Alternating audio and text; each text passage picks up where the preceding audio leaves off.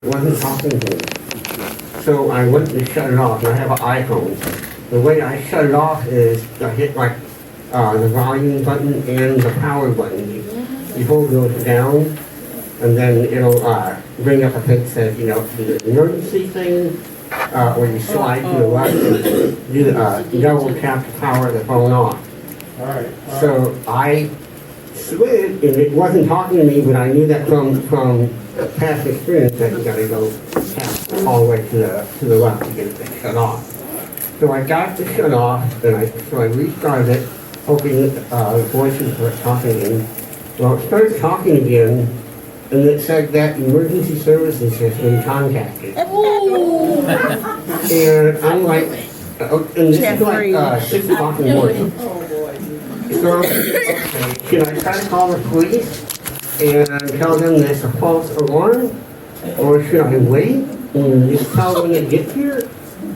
So I waited, I just decided to go ahead and wait. Well, nobody showed up.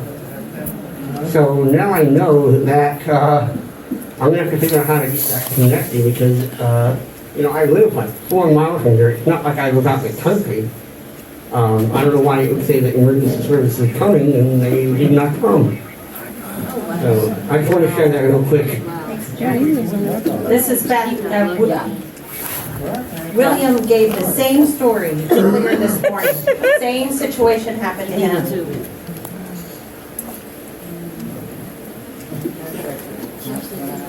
This is Casey speaking. So we're going to go into technology now. With technology, yes, we have heard several people share stories about accidentally contacting emergency services through their phone. And I was going to guess that Lori had a comment on this. This is Lori speaking. I've accidentally called 911 and hung up on them. Because I thought it'd be quick enough. And it wasn't quick enough. They called me back. And I said, I'm actually at work. I was just trying to turn the volume up on my music.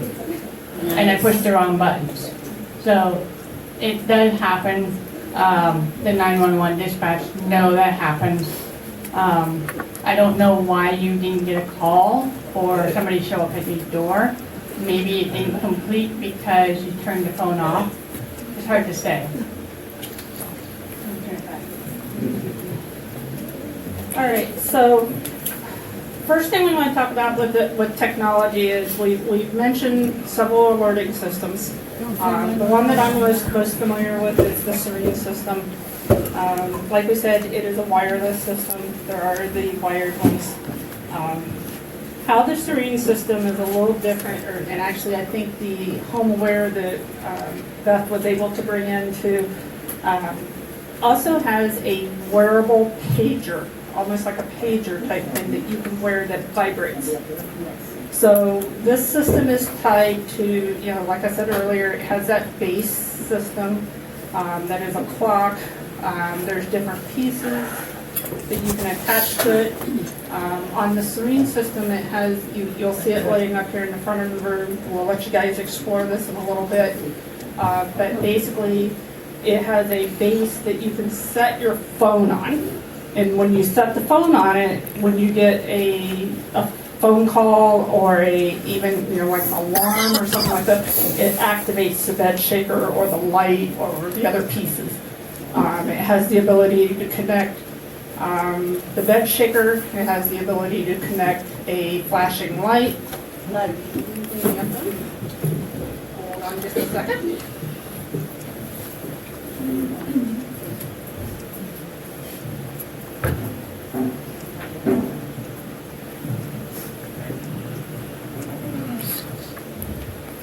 All right, sorry about that. So other systems that are out there, like I said, it's the home aware, the medallion, Bellman, and different things. We do have, a couple up here that you'll be able to check out. So the one we do have up here, that is the CA380, as far as the Serene alert system. It has the wearable pager and the phone stand that you can put on it. It's black with the black wearable pager unit that has translucent buttons and it has a bright green stand or cradle for the mobile phone. And then it has the black disc bed shaker. It includes this visual alarm clock, a doorbell, and a bed shaker. It does not include the vibrating pager with this kit or the stand. That can be separate, but these are different pieces. Okay, I'm going to stop for just a second so we can keep the FM back on.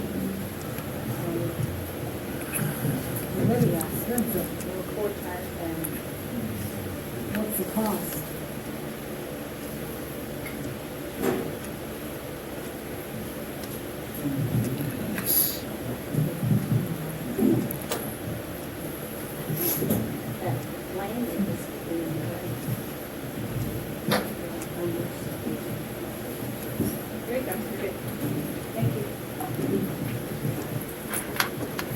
All right, there we go. I think we're back in business. Communication access, just making sure everybody's good? Okay. All right, so these systems will, adhere to enhanced communication. It's lightweight. The pager is a notification system that works within 150 feet. It has strong vibration. It also has a loud audio tone that will, and it is loud. And it has a very bright flasher to it. There are braille buttons on this particular model for low vision. And then it has the wearable receiver that will let you know when the doorbell, a cell phone, flasher, and the bed shaker piece works. So.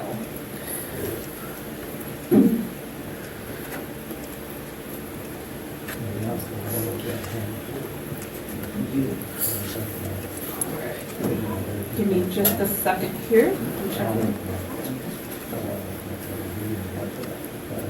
All right, so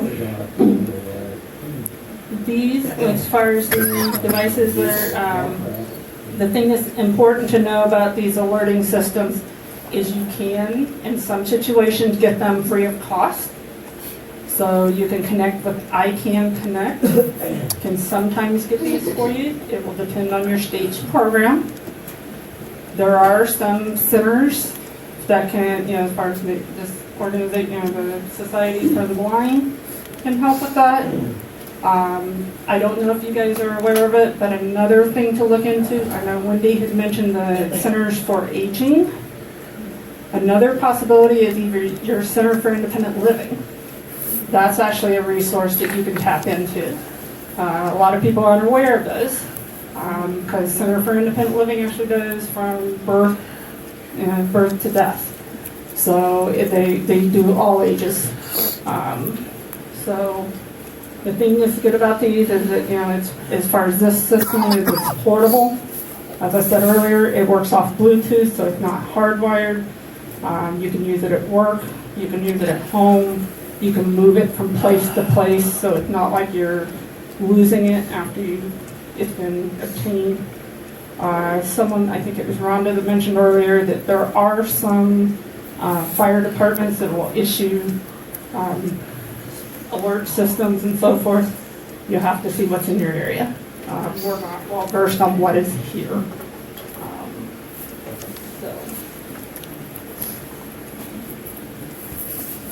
All right, so I'm going to let Lori talk about mobile devices now. This is Lori speaking. So, as we all know, I think everyone here has a smartphone or at least a cell phone. I love my smartphone just because it notifies me of a lot of things. But then I get so many notifications now and I ignore them. But it is important to know what notifications you are receiving so that you are, paying attention to what's going on. I used to get notification for every single email I got. That was too much. So it's something where you can tailor what notifications you get. I use Apple devices. Everything I have is Apple.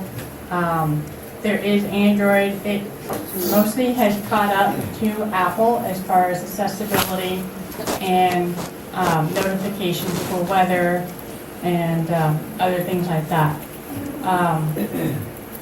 So the really cool part is, I know my friend here, she has Android, so we looked at and compared, and they're pretty comparable anymore, which is nice. So does anybody in the room use Android? Yes. Okay, we got one. Hell is Android. Three people? That's not very many. Nope. Yeah, because we got a So whole bunch of. I'm going to lean heavy into the Apple. Go Apple. Go Go out. Apple. Yeah, go Apple. I like the blind shell. And the blind shell. Yes, blind shell. Apple is still there. So with the Apple Android or the Apple OS on the phone, we discovered the health in case of emergency, the SOS. Yeah. We kind of have found that by accident or intentionally. There's also a section in there for in case of emergency, medical information within your phone that you can program in there. It is accessible for a first responder on a locked screen. It's the only information they're able to access. Is if they touch your screen, it will come up, it will glow, and in the bottom left corner, there's a medical ID. They can tap that and it will give them your name and whatever information you want them to know, such as who to call in case of emergency. It's a good thing to put into your phone. That way they have that access right away. Then we've talked a lot about the Smart 911 app, which is also accessible on the website. And I see we have a question.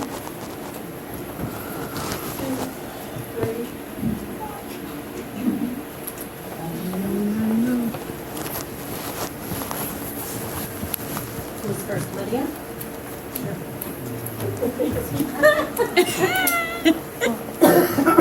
Lydia? This is Lydia speaking. So I have a question about the Smart 911, since this is the technology section. So I have, in my case, I'm not able to make voice calls.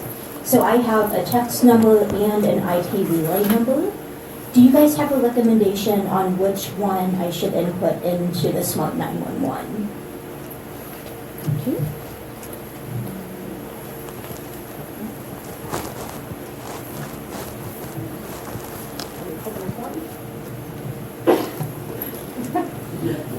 All right, so this is Casey.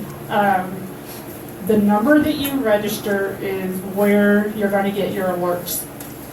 So I'm going to say, if you receive alerts from them,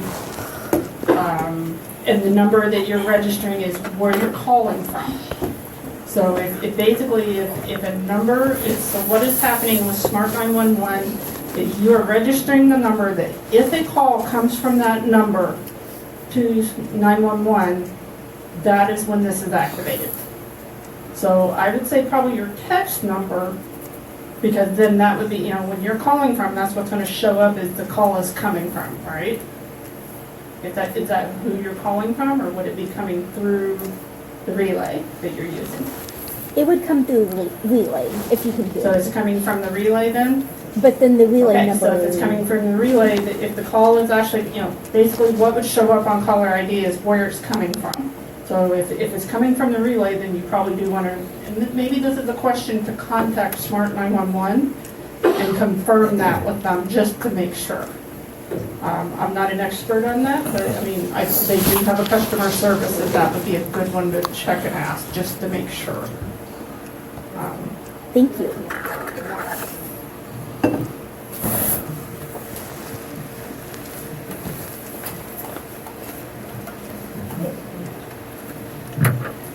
Hello, this is William. I am the iPhone man.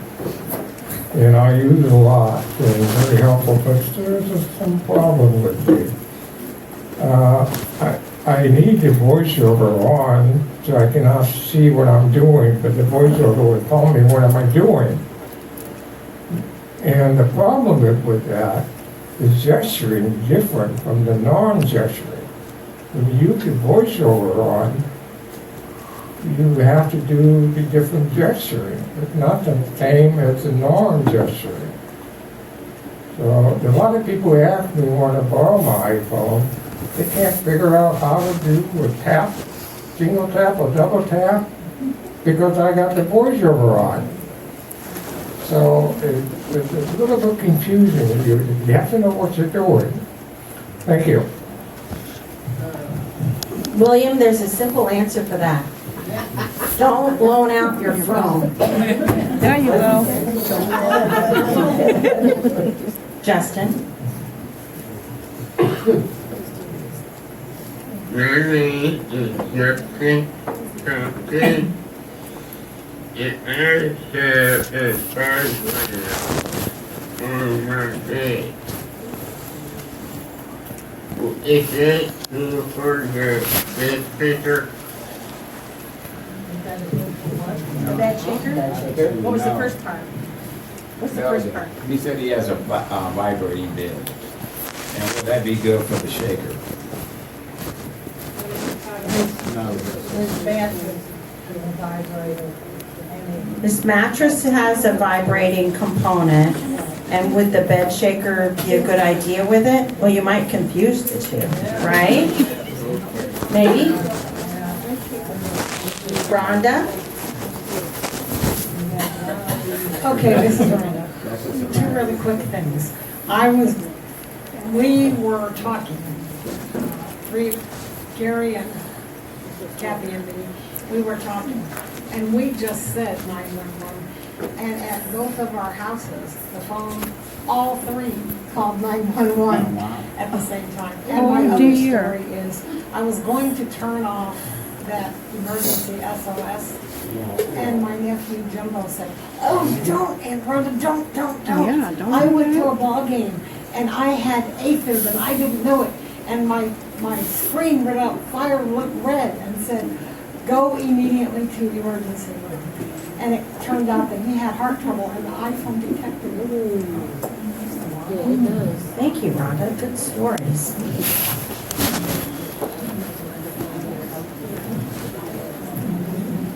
So basically, her nephew was having an issue with the phone.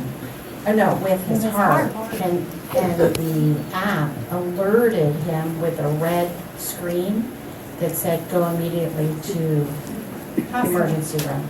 But he didn't know it, only this app knew it. So The he health was app. encouraging Rhonda, don't turn that feature off.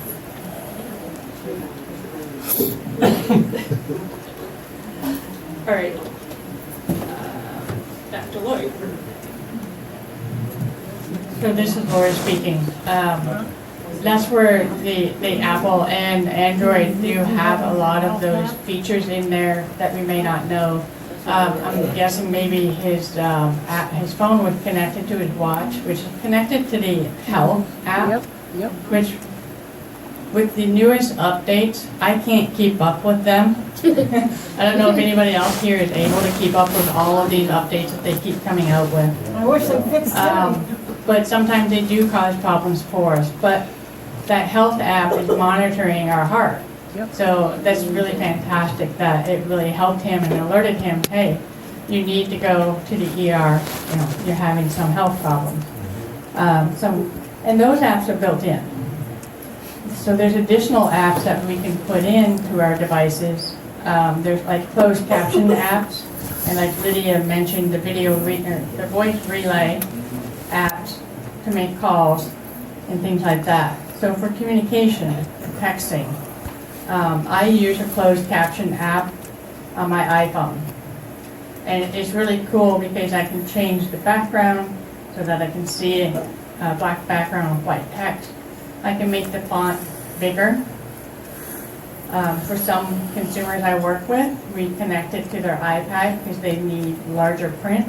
and that works as well. But you have to have both the cell phones and the iPad to make those closed captions work for regular phone calls. Then we have visual magnification apps. As Casey mentioned last night, everybody had their flashlights out to read the menu.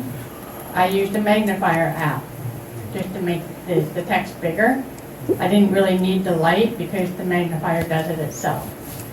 So there's different apps within the phone that most of us probably never use all of them. With hearing aids out,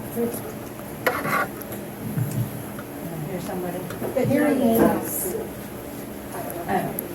Hearing aid apps. Yeah. Yeah.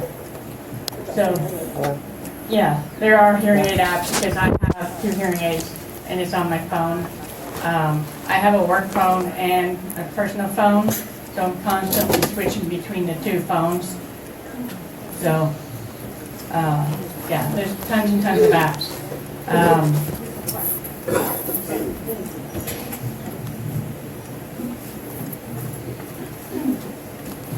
Thank you. This is Lindsay. Quick question. Do you have an app that you would recommend for talk to text? Like if I'm sitting in a, sorry. Do you have an app that you'd recommend for talk to text? So, for example, if I'm sitting in a crowd and I want to read what people are saying, like say at an assembly or an awards banquet or something like that. Because I haven't had much luck with that. I'm just hoping maybe somebody would have a recommendation.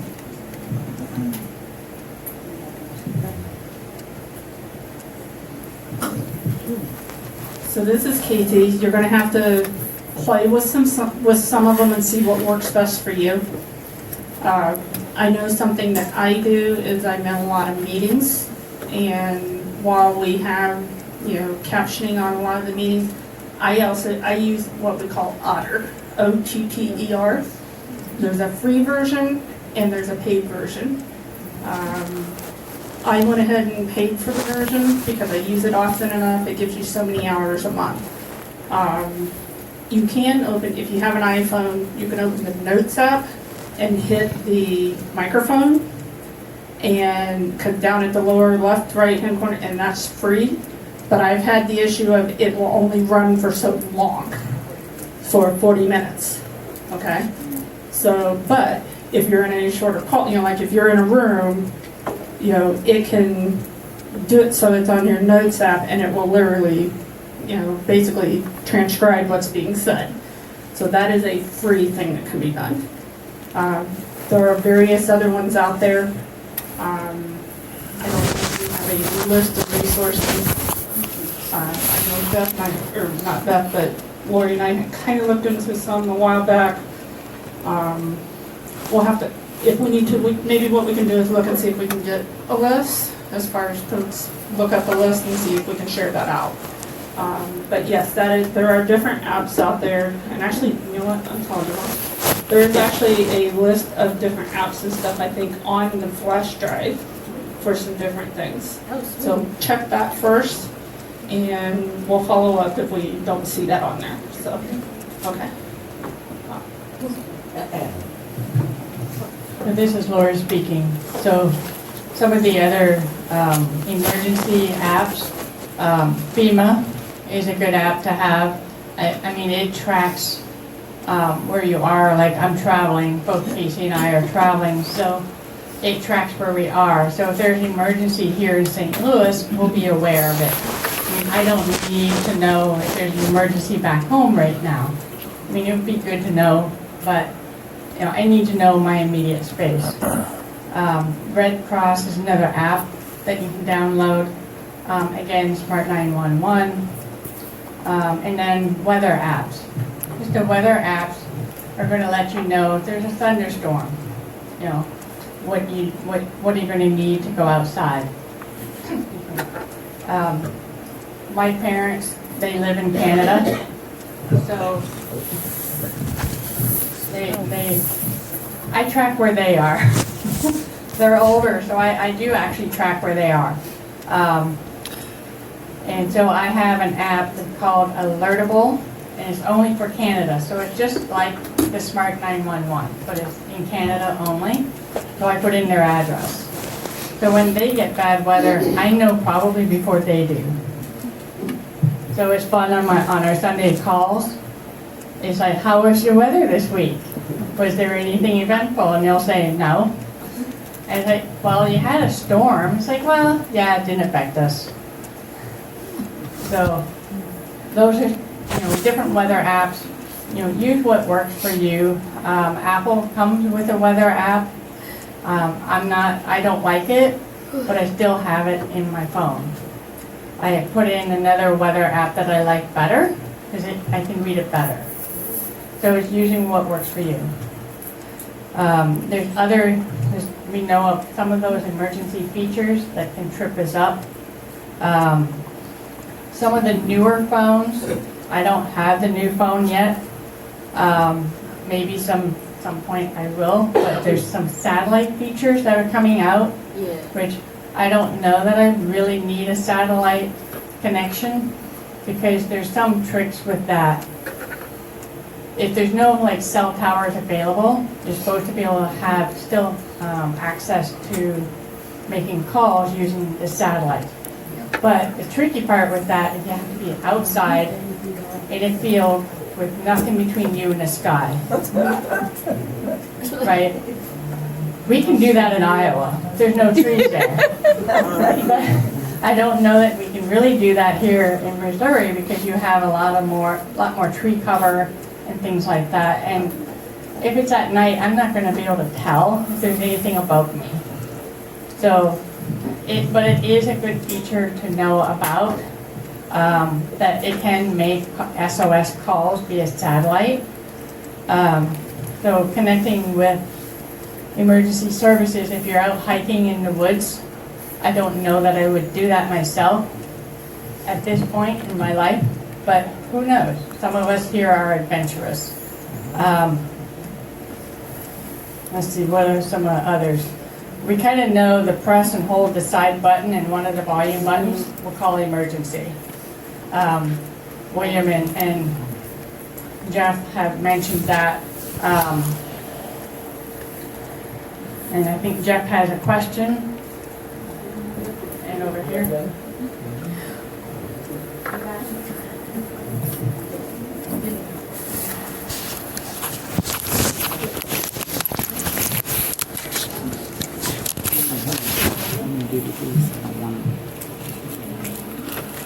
Yes, this is Linda Kinkler. I just want to ask right quick before you go much further.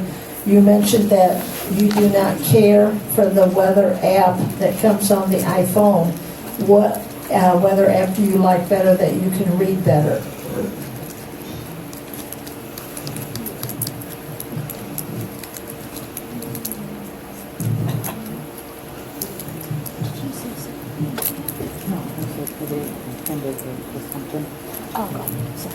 So this is Lori speaking. The weather app that I have that I like is the Weather Channel. It's what I like, but again, it's what you can read and what you can access. I don't use VoiceOver. I still use my Vision. So there's tons of different weather apps out there. It just I like the layout and the information it gives me. We had another question.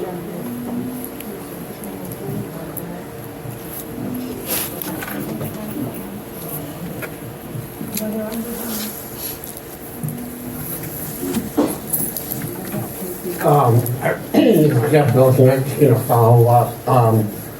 In that accident that I had, I did find out though that there's a way that you can choose how you wanna alert that SOS system to be activated. You can disable the holding down the volume button and the power button for a limited time. You can disable that and instead choose to squeeze both of those buttons like 5 times in a row and now it's a grip. So that's when I switched it to. I'm not going to test it out to see if it works, but I think I got it figured out. Thank you, Jeff.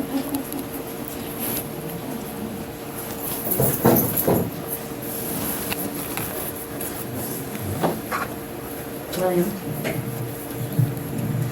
This is William. I want to give you an idea of what I have on my iPhone on the home page.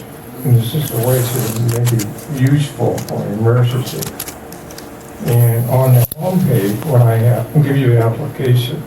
For the first one, I got the clock, calendar, contact, email, messages, compass, CPS, and so forth. Is there any other applications that I need to add on the home page in the case for an emergency?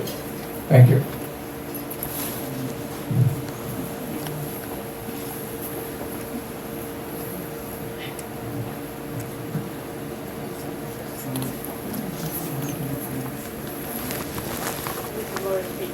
Thank you both for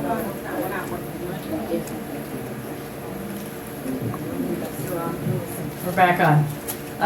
Thank you for those tips.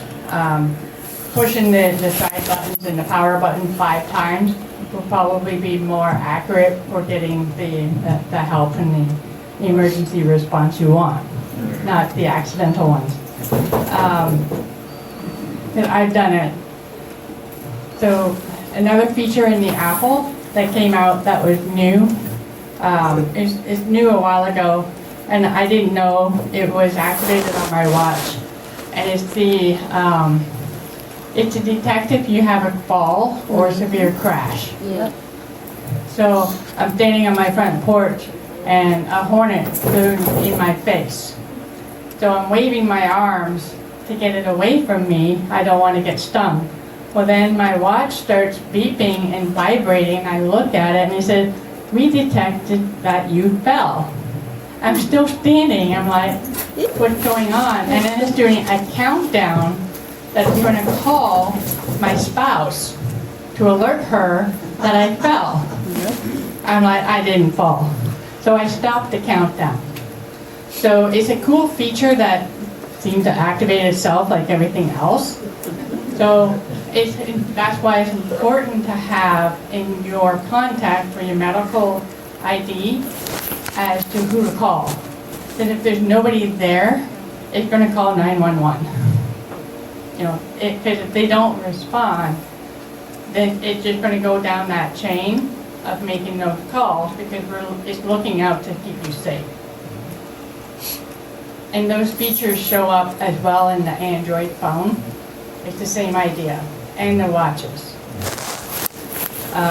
And on the phone, if you crash, like if you're in a car accident, it will detect it as well. Let's see.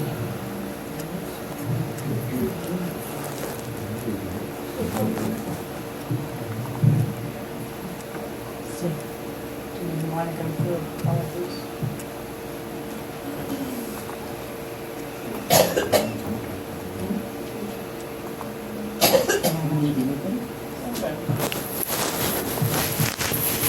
All right, so this is Casey speaking. Just want to let you know too that on the phones, another feature that they have is they have it on both Apple and Android. The ability to set up an emergency call. As far as we're talking about these emergency calls, you guys have talked about the SOS call. Holding it, you can swipe it, and so forth. Android has the same type thing. That it is set up on Android here when you make a 911 call. If you have it turned on, it also has the ability to provide a GPS location to the first responder. So that is something to know, that if it is turned on in your features, it can provide your location to them. But it is a thing that has to be turned on in your settings. With the Android, they also have within, it's called a personal safety app. And that particular app, it has a thing where you can schedule a safety check. And what that means is so now this is for operating systems 12 and up. I'm going to use the example of my daughter. Because when I found out about this, I went home and told my daughter about it because my younger daughter is actually a college student and she was taking a night class. and she was having to walk from her class to the car in downtown Indianapolis, and so she was worried about, her safety. And the way this safety check feature works is that you can open up that safety app, tap safety check, and when you do that, you select where you're going and how long of a time you'll be there. And essentially what it is you can set it up for up to 24 hours. And then when you select the contacts that you wanted to contact, and you tap start. And then from there, when you get to your location, you can turn it off. I've reached my destination. And if you do not close it out or say you've reached your destination, it will contact this person. So my daughter was using it for when she was walking to her car. That way, if for some reason, she felt like it was a safety feature for her, that if something were to happen, she was letting someone know that she was leaving. And if for some reason she didn't make it there, it would contact somebody. So same thing with, this is within that, that's the one, I think Apple has something similar. But you set it to select how long and so forth. A lot of the same things are also available on the watches. These are wearables. The beauty of the wearables for the blind though is that you get that haptic feedback. Where the watch will vibrate. That was actually why I got an Apple Watch. I only used the Apple phone because that was provided to me by iCan Connect. And I'd never used a watch before as far as a smartwatch. So I got an Apple Watch for the reason of, okay, this would give me the feedback when I was getting a phone call or when I was using directions. I'm not gonna lie, it scared me the first time I was in the car because I have my drivers going to see my client, and all of a sudden it started vibrating as we were making a turn. But my driver was not the one that's with me now, but another driver I had. She wasn't that great at directions, so I was the one that would put the map in and we would play it. She could hear it, I could hear it, and my watch started buzzing, and I'm like, what the heck is going on? So it would buzz 3 times to turn right and 2 times to turn left. And so I'm like, what? Okay. So this can work for you when you're walking, when you're riding in a car, whatnot, so it can give you that haptic feedback of directions. There's all kinds of watches out there, the Apple, the Samsung, the Google Pixel Watch, Garmin's, Fitbits, Fossils. Again, you have to do your homework and see which one works best for you. Lori, actually, I'm going to go ahead and let you continue. You're better at the watches than I am. You use yours a whole lot more than I did. Got some more questions first.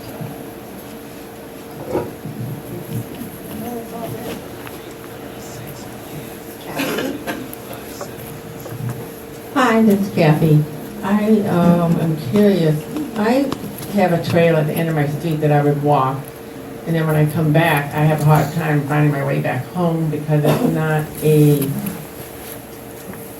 because it's a trail connected to a street by a tiny little sidewalk. And so I'm always saying, too, where's my location? I walk back and forth, and I drag my cane to find a little sidewalk, and I finally make it home. Sometimes somebody will walk by and direct me the right way. Does this Apple Watch tell me there's a sidewalk and point me in the direction back to my street?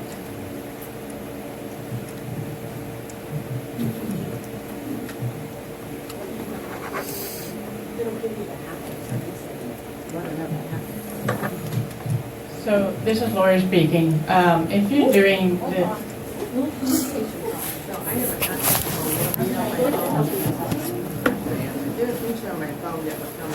Kathy, hold on a minute.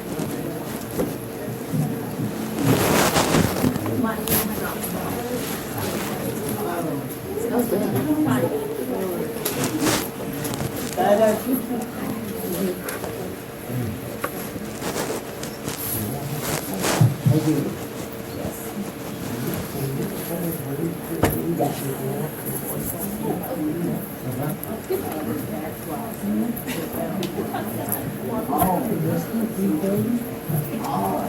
are we good now with communication? Move over. We good? Okay. So I gotta go back to the question. So you're trying to get back to your home from another location. Is that what I'm understanding correct?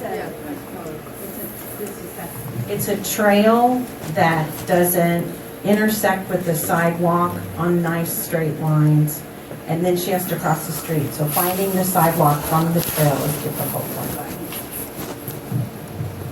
So my feet get in, we have that guardrail.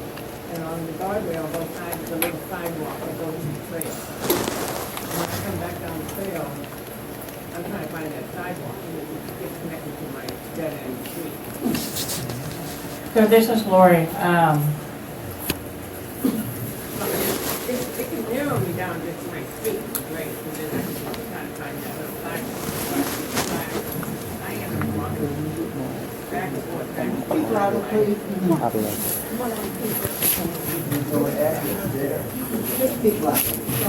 Hold on, she's not using the mic. Hold on, Kathy. Okay, I'll explain a little better. So, okay, I live on a street called Chickadee Lane, and it dead ends into a trail.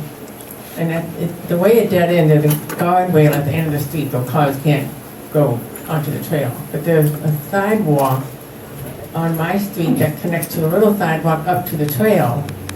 And then I either go left or right, and I'll walk a mile or 2 miles, and I'll come back. And I'm like, okay, I always use my Apple phone, and I say, hey Siri, where's my location? It'll tell me 20 feet, 15 Dub. And I'm like, okay, I'm not there. Keep going a little bit, then it'll say 1610 Chickadee. Well, 1600 Chickadee is the last house on my street. But to get there, it's such a broad range. I'm not on Chickadee. I could be at the backyard of that house, or I could be in the other side of the street. It's just, so I didn't know if there's a way that said, I turn here, you're on Chickadee Lane, and that could tell me, great, all I have to do is turn right, and I just gotta find that sidewalk to get in.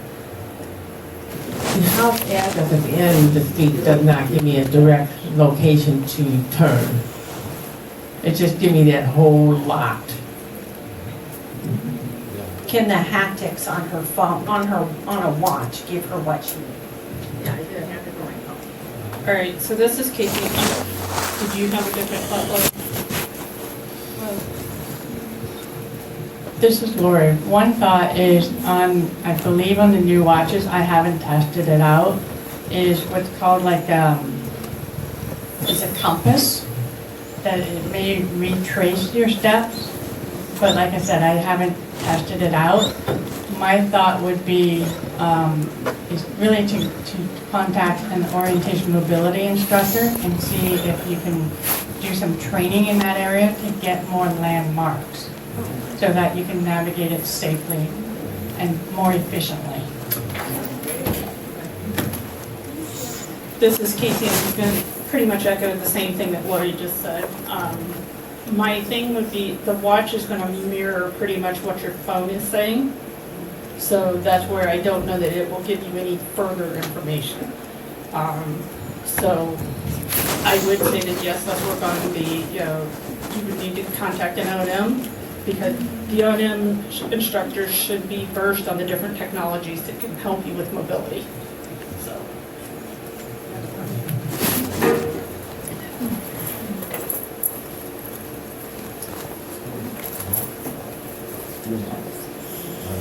Hey, Jenny.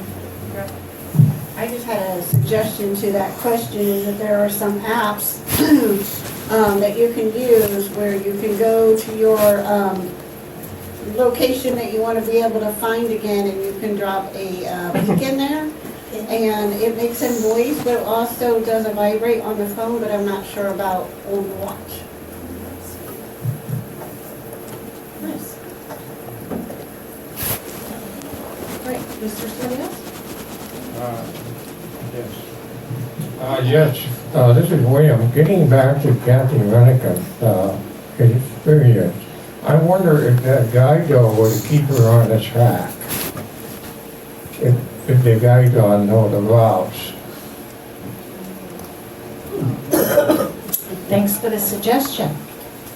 There you go. All right, so this is Casey. So now let's talk a little bit as far as technology and communication during emergencies.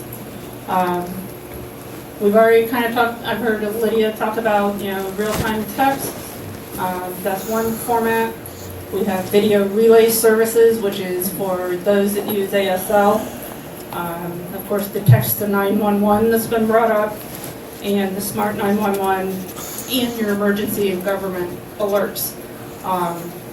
Wendy brought up that there are several registries.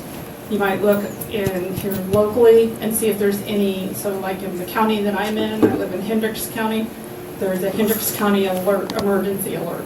So it can send me an email and a text message, so seek out what you have in your local, either in county level, state level, and so forth.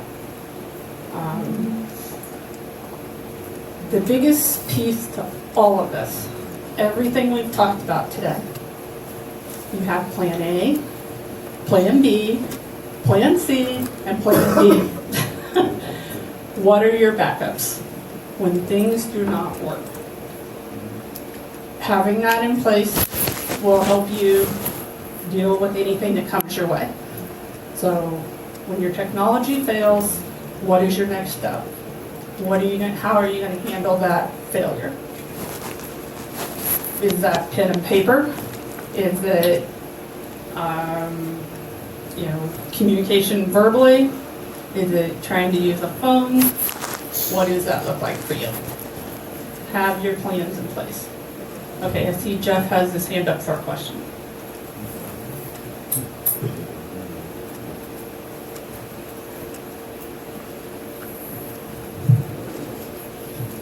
So, this is Jeff Wilson. A few months ago, I had an ear infection in my right ear, which is my best ear. I'm sorry, I couldn't wear my right hearing aid. And so, I mentioned earlier about setting the microwave, wanting to heat up some nuggets. Intending to do it for 3 minutes, but I hit it for 33 minutes. So my microwave is like a flat screen, and I put bump dots on there, and so when I hit the bump dot, it beeps, so I know that I've hit it. Well, we're talking about having a plan B here. I don't have a plan B for when I take that occasion when I can't hear those beeps. I'm wondering what other people do about that. If they how do they use their microwave? If it's a flat screen, you got bumps on there, and you normally go by the beep, but you can't hear the beep. What do you do? I have an idea. Get a smart microwave and connect it to your Alexa. Yes. So this is Lori speaking. If you're unsure what time you put on your microwave, you could use your app. You can use your phone, your technology. You can say, I won't say her name, but you can ask the phone to set a timer for 30 seconds. And then your phone's going to go off, and so regardless of what your microwave is doing, it's 30 seconds or 3 minutes. Then you can go and you get your food out. That's what I would do as a backup.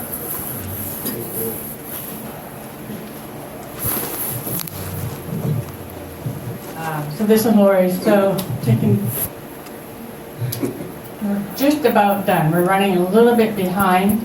Of course, we got great questions from everyone here. So we talked earlier about texting to 911, and I know somebody had said that it's not accessible in every area. So it's making sure to check online, check with your local first responders. Do I have access to texting you?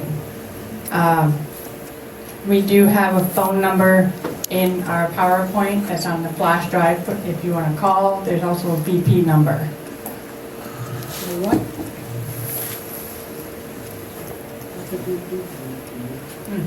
Video phone. Um, So, and again, it's looking up your local emergency and government alert apps. Like my city that I live in, even though it's small, it has what's called Code Red, and you register your phone number. So for anything local within that city that's happening, I get a phone call or a text or an email. Actually, I get all three. So look those up. And then for some of the equipment, some of you may be aware of the ICANN Connect program that we've mentioned before. They serve individuals who are deaf-blind only, can get the technology. It's for distance communication, any of the technology, but it includes like a cell phone. And if you need access to that cell phone using a braille display, you can get that equipment as well. Or alternate technology to access for communication, it will provide it for you. And it will provide training with you on the devices. It's available in every state. So in Iowa, I'm a trainer there, and so I do different technology. I'm mostly Apple, but we do all like computers, desktops, because for some people they need that big desktop computer for a large screen, and your access and communication via email. I've had a constituent that had an emergency, and the only person she thought to contact was me via email. So that was her mode of communication. She communicated with me, so I made phone calls for her so that they could go to her house to fix what they needed to fix. So it works. So, any additional questions at this time?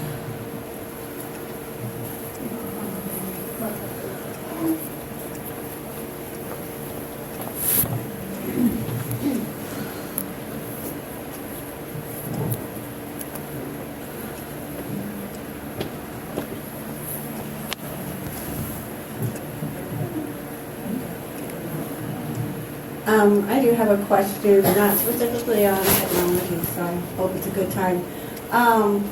So if, in today's world where we have a lot of impersonation going on when people come here to work, if there is like a police officer at your door wanting to alert you of something or has a question for you or whatever the case may be, No, who is that? what is a way that we can ask them to identify themselves to where we can trust that that is a police officer and not somebody out for no good? Thanks, Jenny, that's a great question. Do you have a question, Brad? Comment, yes. And raise your hand. So this is Lori speaking. One thing that you could do is you could call your local non-emergency number and then verify that that officer is who they say they are. I think that will answer, that kind of answers your question, because you want to make sure that is an actual officer or first responder at your door. But if you're not sure, that's one way to do it. The other is if we set up our meeting with the local first responders, you're educating them how to communicate with you. And the hope would be is that when they come to your door, they already know how to communicate with you. But it's again, you need to have those tools, readily available to give it to them to communicate with you. I don't know if that answers your question in full. Does anyone else have comments on that?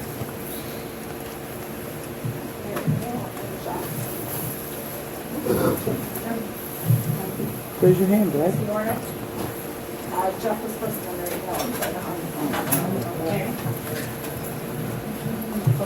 This is Mary Hale, and this is a non-techie question or comment. I have not heard anything to this effect yet, but I just want to share some information. I wear an emergency ID bracelet, and the particular brand I wear is Medic Alert, which is like the #1. It has anybody who sees it will know what it is.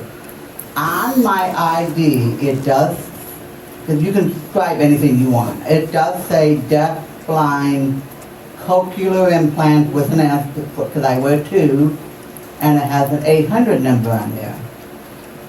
I feel so, I mean, if I pass out, if I'm in a car accident, or if I somehow cannot communicate, and if I don't have a cell phone with me, that somebody can look up my contact, what are they going to do with me if I'm out in the middle of nowhere? So they can call the 800 number on my bracelet, and they have my kids, my family members' numbers to contact, my emergency contact. They have my medical history, they got all my prescriptions.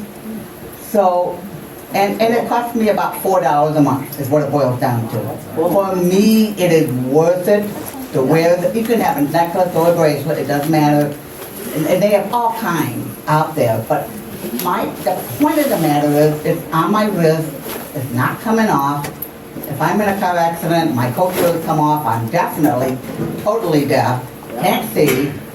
They're not going to know what the heck to do with me. You know what I'm saying? And all they're going to do is see that thing and call the number, and they'll have all the information they need on me. And I just think it's so valuable. I mean, the cell phones are great, but to a point. Yeah. Thank you, Mary. You guys want to comment, or you keep going? Jeff? You know what?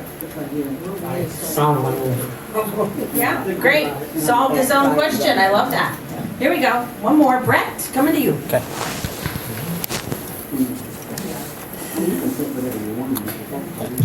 This is Brett. While we're on the topic of technology, I wanted to mention one thing I do, because I have, obviously, like several others here, I have cochlears. I want to make sure that I have juice for them if something was to happen, or I have to evacuate the home for whatever reason. And I also have my phone and braille display, which are sometimes essential for communication. So to keep those charged in the event of, say, I'm having to evacuate or there's a power outage, I always try to have with me, I own several of them, but I carry at least one USB power bank with me. And I make sure to also charge them every couple of weeks to make sure that should I need it, I'll have it. And I'll be able to keep things running for a long time. Thank you, Brett. Lydia has a question, and then come back. This is Lydia speaking. So mine is a little bit off technology, but I know that you said we were finishing up. So I just wanted to touch on emergency topic I have not heard discussed today. So I know, unfortunately, very sadly in this day and age, like active shooter situations are really, unfortunately, more frequent.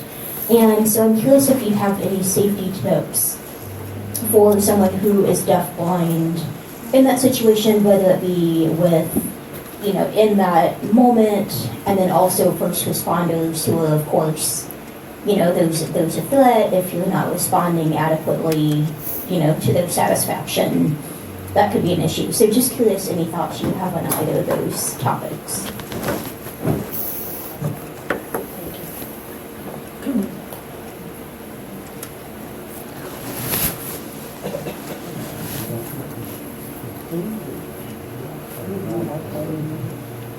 So this is Casey speaking. So Lydia, you basically just touched on a whole separate topic.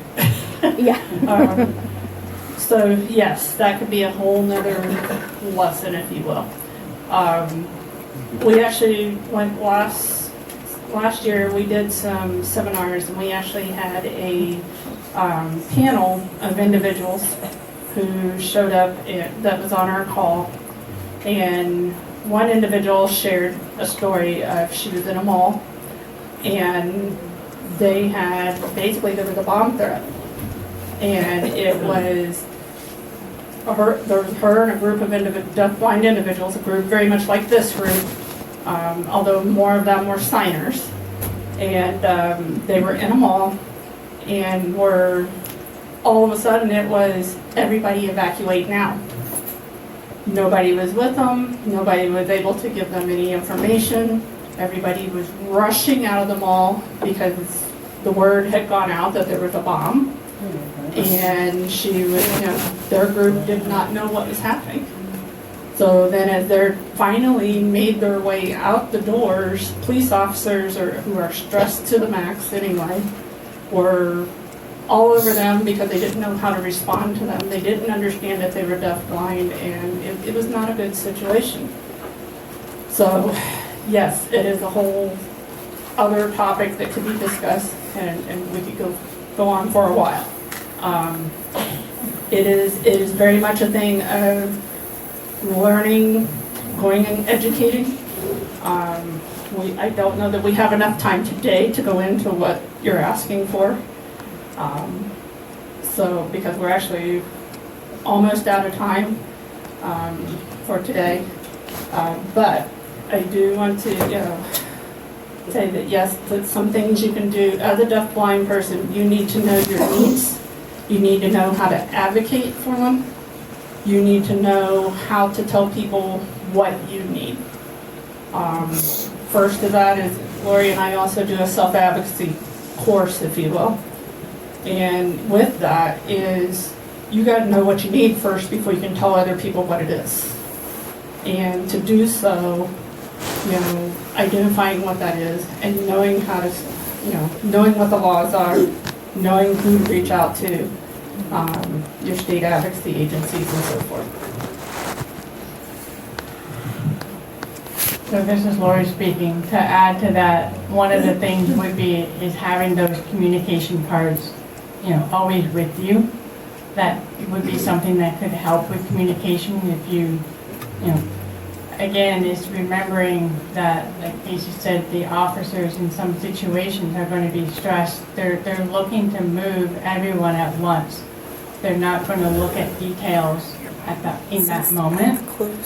So it's really trying to assess the situation and be an advocate for yourself and try to communicate with them. And the communication card could help. And just say, these are my needs, what's going on. Even writing it out or having a card like that, I need to know some information. I hope that helps. So this is Lori. So we've got some technology set up in front. Some of it, I have it connected. And then we're going to do some demo in the kitchen as far as like how to set up your pot. Some of you may already know that, but maybe you don't. So I'd like to see if we can split up our group some. 2.